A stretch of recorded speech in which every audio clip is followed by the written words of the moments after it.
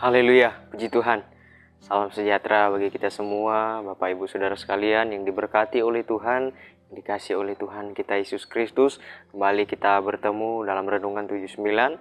Pada saat ini mari kita bersama-sama akan belajar kebenaran firman Tuhan yang terdapat di dalam Matius pasal yang ke-13 ayat yang ketiga sampai yang ke-8. Kita mulai baca. Akan saya bacakan. Dan ia mengucapkan banyak hal dalam perumpamaan kepada mereka, katanya, adalah seorang penabur keluar untuk menabur. Pada waktu ia menabur, sebagian benih itu jatuh di pinggir jalan. Lalu datanglah burung dan memakannya sampai habis. Sebagian jatuh di tanah yang berbatu-batu, yang tidak banyak tanahnya. Lalu benih itu pun segera tumbuh karena tipis tanahnya. Tetapi sesudah matahari terbit, layulah ia, dan menjadi kering karena tidak berakar. Sebagian lagi jatuh di tengah semak duri, lalu makin besarlah semak itu dan menghimpitnya sampai mati. Dan sebagian jatuh di tanah yang baik, lalu berbuah. Ada yang 100 kali lipat, ada yang 60 kali lipat, ada yang 30 kali lipat. Kita bersama belajar di sini mengenai perumpamaan yang Yesus sampaikan, mengajarkan kepada murid-murid pada saat itu.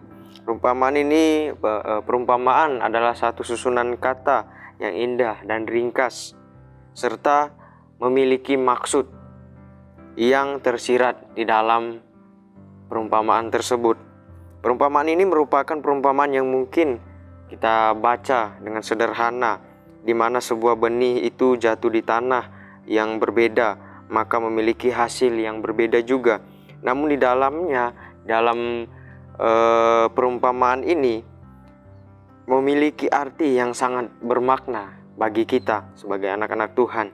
Dalam menabur benih tentu kita mengharapkan hasil dari benih tersebut. Namun dalam perumpamaan ini kita dapat melihat bahwa ada benih-benih yang tidak menghasilkan, benih yang ditabur tetapi tidak menghasilkan. Nah, ini yang akan sama-sama kita lihat, akan sama-sama kita pahami. Perumpamaan penabur benih ini memiliki arti bahwa benih itu adalah firman Tuhan. Perumpamaan penabur benih memiliki arti yaitu firman Tuhan. Di dalam perumpamaan ini benih yang ditabur jatuh di tanah yang keras, di tanah yang berbatu, di tanah yang penuh dengan semak belukar. Inilah yang menyebabkan firman Tuhan tidak mengubah hidup kita. Tetapi kalau benih itu jatuh di tanah yang baik, maka firman itu, benih itu akan menghasilkan buah. Firman itu akan menghasilkan buah di dalam kehidupan kita. Akan ada hasil melalui firman yang kita dengarkan kalau firman itu jatuh di dalam hati, masuk di dalam hati kita yang baik. Dan kita akan lihat bersama-sama bagaimana kita akan belajar mengenai tanah hati. Kita melihat dari perumpamaan ini. Yang pertama yang akan kita pelajari adalah hati yang keras. Hati yang keras berarti menolak firman Tuhan. Matius pasal 13 ayat yang ke-19. Di sana dikatakan, setiap orang yang mendengar firman tentang kerajaan surga tetapi tidak mengertinya, tidak berubah, bukan karena firman-Nya, tetapi karena tidak mengerti, tidak memahami firman Tuhan.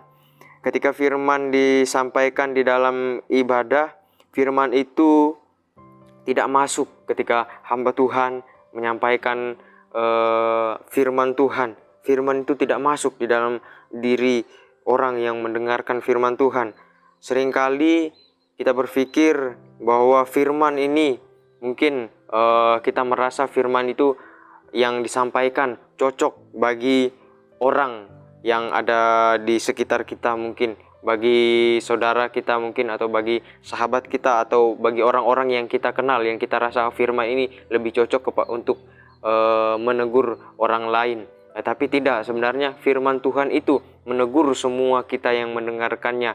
Tapi karena inilah hati yang keras, hati yang menolak firman Tuhan, sehingga yang merasa firman yang datang itu bukan untuk dirinya, melainkan firman yang datang untuk orang lain. Dan ketika dalam mendengarkan firman Tuhan, ia tidak mendengarkan firman dengan baik, ia tidak fokus mendengarkan firman Tuhan. Malahan ia lebih asik dalam mengobrol atau bermain handphone sendiri. Nah, hanya mendengarkan khotbah setiap minggu tetapi tidak mengerti apa suara Tuhan. Itu adalah satu hal yang sangat tidak baik di dalam kehidupan kita. Ketika kita datang setiap minggu mendengarkan firman Tuhan, tetapi hanya mendengarkan saja, dan kita merasa firman itu tidak cocok untuk kita, firman itu tidak masuk untuk kita, dan kita merasa firman itu tidak perlu kita dengarkan. Kita merasa firman itu tidak kita butuhkan. Ini adalah salah satu contoh hati yang tidak ingin, tidak mau menerima firman Tuhan, yang menolak firman Tuhan, dan tidak membiarkan Tuhan berbicara untuk hidupnya karena ia tidak mau mendengarkan firman Tuhan. Tipe orang seperti ini kemungkinan masih rajin ke gereja, ia sering ke gereja mendengarkan firman Tuhan setiap minggu, tetapi tidak mau mendengarkan suara Tuhan, menolak firman Tuhan yang disampaikan karena hatinya keras. Kita harus memiliki hati yang lembut sebagai anak Tuhan. Jangan kita keraskan hati kita, karena kita perlu tahu setiap firman yang kita dengarkan itu adalah firman yang mengajarkan kita, firman yang menegurkan kita. Jangan kita mengeraskan hati kita, jangan kita menganggap firman itu tidak cocok untuk kita, atau firman itu tidak untuk kita, melainkan firman itu untuk orang lain. Itu adalah salah satu hal yang tidak baik bagi kita. Itu adalah salah satu contoh hati yang tidak mau menerima firman Tuhan. Tapi biarlah kita lembutkan hati kita. Semua firman yang kita dengarkan, kita terima dengan baik, supaya firman itu mengajarkan kita, menegur kita, dan menasihati kita. Dan yang berikutnya, hati yang dangkal. Hati yang dangkal mendangkal. Ia menerima firman, namun tidak berani melakukannya, tidak berani membayar harga dari firman itu. Matius 13 ayat yang ke-20 sampai 21. Benih yang ditaburkan di tanah yang berbatu-batu ialah orang yang mendengarkan firman itu dan segera menerimanya dengan gembira, tetapi ia tidak berakar dan tahan sebentar saja. Apabila datang penindasan atau penganiayaan karena firman itu, orang itu pun segera murtad. Nah, ketika firman Tuhan diberitakan di dalam kita mendengarkan firman Tuhan, di dalam kita beribadah, firman Tuhan diberitakan, mungkin seseorang itu sangat antusias, hatinya tergerak untuk mendengarkan firman Tuhan. Tetapi ketika sudah keluar dari tempat beribadah, sudah berada di luar, dalam lingkungan orang di luar, di sekitar, firman Tuhan itu mendapat tantangan. Bagaimana, apakah kita dapat mempertahankan firman Tuhan yang kita dengarkan dengan gembira tadi? Apakah kita bisa melakukannya? Apakah kita bisa mengaplikasikannya? Dan ketika mengaplikasikan firman, rasanya sangat sulit untuk dilakukan. Rasanya sangat susah untuk dilakukan. Orang-orang yang tipenya seperti ini, yang merasa bahwa firman itu sangat sulit untuk dilakukan, orang tipe ini tidak mau membayar harga untuk perjuangan firman Tuhan. Dia tidak mau berjuang dengan apa yang Tuhan berikan, firman yang Tuhan sampaikan. Dia tidak mau berjuang untuk mempertahankan firman itu, untuk melakukannya di dalam kehidupannya. Ini adalah salah satu contoh hati yang dangkal. Dia hanya ingin mendengarkannya, ia bersemangat ketika mendengarkannya. Tetapi ketika datang masalah, ketika datang pencobaan, ia lupa dengan firman yang Tuhan sampaikan, dengan firman-firman yang Tuhan telah berikan, dengan firman-firman yang telah ia dengar. Ia lupa semuanya itu. Dan yang berikutnya, hati yang penuh. Hati yang penuh, sudah penuh dengan hal-hal yang lain yang tidak ada firman-Nya. Ketika ia menerima firman, namun firman itu tidak masuk, ia tidak dapat menerima firman itu karena hatinya sudah dipenuhi dengan hal-hal lain, hal-hal yang tidak ada firman-Nya, atau urusan-urusan duniawi yang ada. Kita lihat di ayat yang ke-22, yang ditabur di semak duri adalah orang yang mendengarkan firman, namun karena kekhawatiran dunia ini dan tipu daya kekayaan menghimpit firman itu sehingga tidak berubah. Banyak orang ketika sudah mendengarkan firman Tuhan, banyak umat-umat Tuhan, anak-anak Tuhan, orang-orang Kristen mendengarkan firman Tuhan, tetapi ketika mereka datang satu hal yang mereka rasa baik, mereka rasa enak, satu hal-hal duniawi yang menggoda kehidupannya, baik itu secara materi, ekonomi, pangkat dan sebagainya, yang merupakan hal-hal duniawi. Ini adalah salah satu hal yang membuat hatinya penuh, ya berambisi untuk menjadi orang yang banyak uang, berambisi untuk mempunyai jabatan yang tinggi dan lain sebagainya, sehingga ini yang membuat hatinya penuh dengan hal-hal dunia dan tidak dapat menerima firman Tuhan. Dia lebih terfokus kepada hal-hal dunia. Dan orang tipe seperti ini, tipe penuh dengan perkara-perkara duniawi, semak belukar yang ganas, kekhawatiran dunia, kesenangan duniawi, mengejar harta kekayaan, hati yang penuh dengan urusan dunia membuat firman itu semakin terhimpit dan mati dalam kehidupannya. Yang berikutnya, yang terakhir adalah hati yang baik. Hati yang baik artinya menerima, mengerti, dan menghasilkan. Ketika mendengarkan firman Tuhan, ia menerimanya, mengerti akan firman Tuhan, dan melakukan firman itu sehingga firman itu menghasilkan buah di dalam kehidupannya.